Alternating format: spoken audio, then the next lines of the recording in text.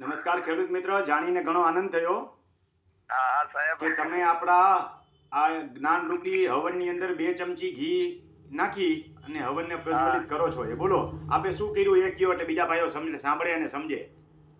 હા સાહેબ, જો પહેલા તો મેં યુટ્યુબ ચેનલમાં તમારા વિડીયો જોયા ત્યારે તો મને એમ હતું કે આપણે નંબર જોઈને સાહેબ ને કાંઈક પ્રશ્ન કરશો, પણ વિડીયો જોતે જોતે પ્રશ્નના બધા જવાબ મળી ગયા એમ. બરોબર છે. હા, એટલે આવું જોયું પછી તો કોઈ પ્રશ્ન જ ન રહ્યો કે હવે આપણે કોઈ સાહેબને પ્રશ્ન કરીએ. આ તો આજુબાજુ વાળા ખેડૂત છે બધાય. અમે શું રાતે ચોકી રાખતા હે ખેતર વાડીએ. બરોબર છે. તો આજુબાજુ વાળા ખેડૂતોને બધાને ભેગા કરીને કહું કે હું તો બતાવું કે આ હું જોઉં હોય ને તમે પણ જોવો, આમાંથી ઘણું આપણે જાણ્યા જેવું મફત, પાછું મફતમાં એમ. સાચી વાત છે, સાચી વાત છે.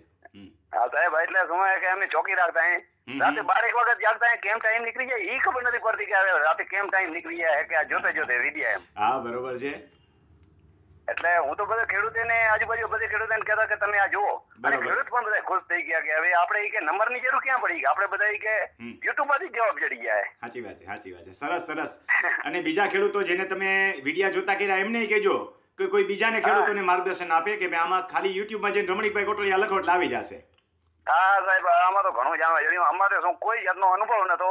આ તો અમે ફોનમાં બીજું જે તે અમે જોતા હતા એના કરતા આ વસ્તુ જોઈ એમાં બધા હવે આ વસ્તુ જ જોવા માંડી ગયા કે હવે આપણે આમાં જોઈ તો આપણે પૈસા દેતે પણ નથી જણાતો હું આપણે રમણીકભાઈ મફતમાં જણાવે આપણે. સરસ સરસ. મારે તમારી સાથે બીજી કઈ વાત કરવાની હતી જ નહીં. તમે લખ્યું ને કે મારે કઈ પ્રશ્ન નથી એટલે મેં કીધું આ ભાઈ સાથે વાત કરીને આ મેસેજ આપણે યુટ્યુબમાં મૂકીએ કે બીજા ભાઈઓ પણ પોતે એકલા ન જોવે પણ બીજા ખેડૂત મિત્રોને પણ જોતા કરે. હા તમારી જેમ. અને સાહેબ આમાં તો મેં તો એવું લાગ્યું તો મેં પણ હવે જયારે કચ્છમાં તમારો જયારે પ્રોગ્રામ હોય ત્યારે તમે બધે ખેડૂત નક્કી કીધું કે આપણે જાશું જ એમ એક સેમિનાર થશે હું જાશું.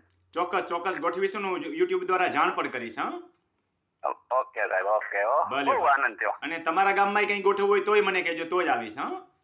હા નહીં સાહેબ, કોઈ ખર્ચ વગર કાર્યક્રમ થાય. સાંભળો, કોઈ ખર્ચ વગર કાર્યક્રમ થાય. તમારે ખાલી 25-50 ખેડૂતોને એકબીજાને મેસેજ આપવાના અને એક લિસ્ટ બનાવી લેવાનું કે આટલા ખેડૂતોના મોબાઈલ નંબર સાથે હાજર રહેશે.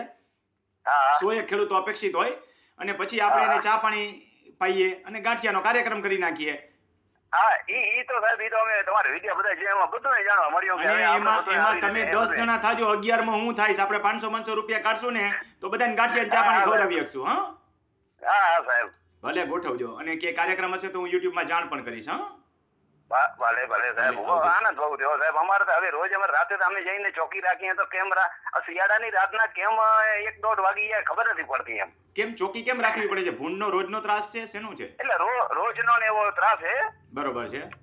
એટલે રોજનો ત્રાસ છે તો અમારે જાય ખેતીવાડી અને ગામમાં બીજો 2 ધંધા હે એટલે અમારે રાતે તો ખેતીવાડીમાં જાય મોટે પાયે. બરોબર છે, બરોબર છે. અને બધા ખેડૂત ભેગા થઈને આ ચેનલ બધાએ જોવે એમ. બધાને હું તો બધાને કહું કે હવે જોવો, ગામમાં બીજાને કહું કે તમે આ જોવો, આમાં જાણ્યા જેવું હે. બરોબર, સરસ સરસ. ભલે ભાઈ, ભલે. આવજો. ભલે સાહેબ, આવજો.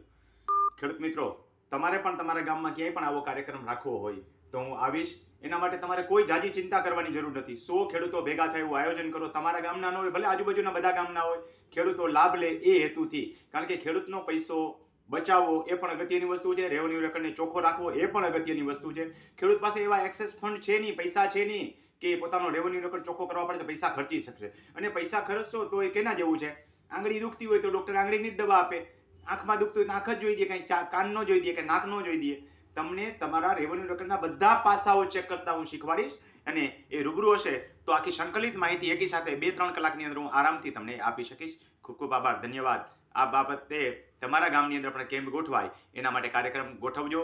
હું રમણીકભાઈ કોટડિયા. મારા મોબાઈલ નંબરનો 5મો અને 6થો આંકડો 1010 છે.